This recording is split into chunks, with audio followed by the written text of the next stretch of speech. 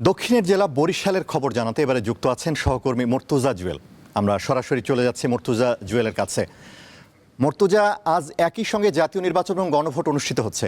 কিভাবে গণভোটটি দিতে হবে সে বিষয়ে ভোটাররা কতটা জানেন, আর ভোটার উপস্থিতি কি বাড়তে শুরু করেছে? আমাদেরকে জানান সেখানকার পরিস্থিতি। পেয়েছি যে কেন্দ্রটিতে ভোটাররা আসতে শুরু করেছেন। এই কেন্দ্রটি হচ্ছে বরিশাল শহরের প্রাণকেন্দ্রে Ashwini Kumar town hall vote কেন্দ্র।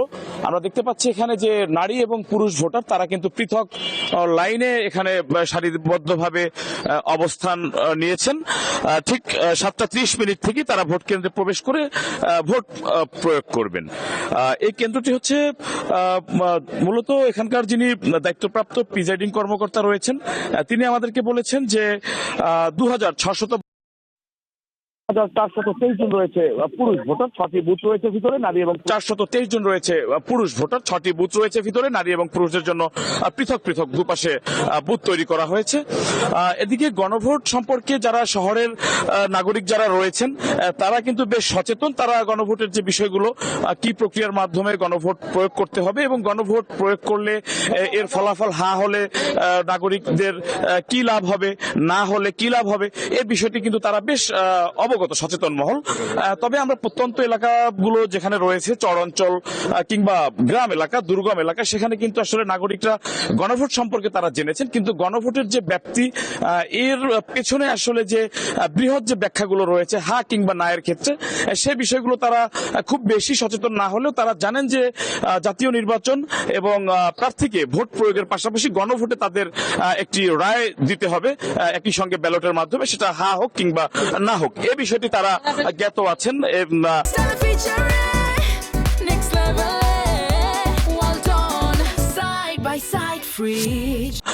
আমরা এখানে আপনাদেরকে দেখাতে চাই যে কেন্দ্রের ভিতরে কিন্তু ভোট গ্রহণের সকল প্রস্তুতি সম্পন্ন করা হয়েছে। এখানে আইন শৃঙ্খলা রক্ষাকারী বাহিনীর সদস্যরা রয়েছে, বিশেষ করে পুলিশ সদস্যরা রয়েছে 3 জন করে, এবং আনসার সদস্য রয়েছে প্রতিটি কেন্দ্রে 13 জন করে। গতকাল রাত থেকেই কিন্তু এখানে প্রিজাইডিং এবং সহকারী প্রিজাইডিং কর্মকর্তা সহ আইন শৃঙ্খলা রক্ষাকারী বাহিনীর সদস্যরা তারা অবস্থান গ্রহণ করেছেন এবং সকাল 6টার দিকে কিন্তু অন্ধকারাচ্ছন্ন থাকা অবস্থায় রাজনৈতিক যে দলগুলো রয়েছেন তাদের যারা পোলিং এজেন্টরা রয়েছেন তারা কিন্তু কেন্দ্রে এসে তারা যাবতীয় যে পদ্ধতিগুলো রয়েছে সেগুলো, সে প্রক্রিয়াগুলো তারা সম্পন্ন করছেন। আনোয়ার, বরিশাল জেলায় 6টি আসনে 36 জন প্রার্থী প্রতিদ্বন্দ্বিতা করছেন। এর মধ্যে 3টি আসনেই কিন্তু অত্যন্ত হেভিওয়েট প্রার্থীরা রয়েছেন এবং তাদের মধ্যে তুমুল উত্তেজনাপূর্ণ লড়াই হবে এমনটি ভোটাররা আমাদেরকে বলেছেন। মূলত জেলার 6টি আসনে 833টি ভোট কেন্দ্র রয়েছে। এর মধ্যে অতি গুরুত্বপূর্ণ কিংবা ঝুঁকিপূর্ণ বলা হয়ে থাকে যে 136টি ভোট কেন্দ্র রয়েছে। এর মধ্যে বরিশাল মহানগর এলাকায় রয়েছে 22টি ভোট কেন্দ্র। এছাড়া জেলার বাইরে রয়েছে 382টি গুরুত্বপূর্ণ ভোট কেন্দ্র।